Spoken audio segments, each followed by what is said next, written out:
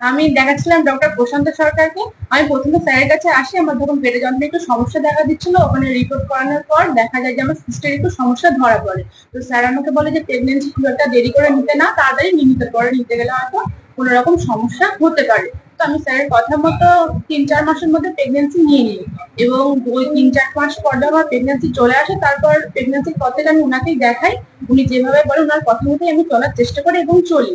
এবার প্রেগনেন্সির শেষের দিকে আমার নানা রকম সমস্যা দেখা যায়, যেমন পা ফুলে যাচ্ছিল, প্রথম থেকে আমার প্রেশারটা ছিল, তারপর সুগার ধরা পড়েছিল, নানা রকম সমস্যা ছিল। স্যার বলে যে সময়ের আগে বাচ্চাটাকে ডেলিভারি করে নেওয়া উচিত, তাহলে কোনো সমস্যা হবে না, মা এবং বাচ্চা দুজনেই ভালো থাকবে। তারপর আমি স্যারের কথা মতো, তার স্যার যেরকম বলেন সিজারটা করিয়ে দেন, আমিও করিনি। এবার আমার বাচ্চা আর আমি দুজনেই খুব ভালো আছি, আমাদের কোনো সমস্যা নেই।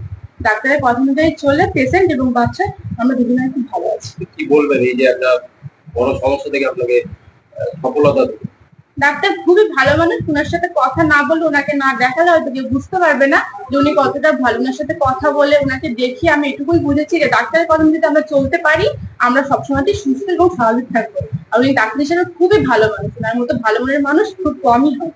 মা প্রথমে পেন অ্যাবডোমেন নিয়ে এসেছিল এবং সেক্ষেত্রে আমরা দেখি যে একটা পিসিওডি রয়েছে এবং মাকে অ্যাডভাইস করি যে pregnancy as early as possible নিয়ে নিলে ভালো হয়, এবং মা সেটা ফলো করে এবং প্রেগনেন্সি চলেও আসে। কিন্তু থার্ড ট্রাইমেস্টারে গিয়ে দেখি যে মায়ের প্রেশার সুগার এগুলো ডেভেলপ করছে, ইউরিয়া কিটিন এগুলো রেস্ট হচ্ছে, এবং একটা প্রিএক্লাম্পসিয়া স্টেজে মা যাচ্ছে।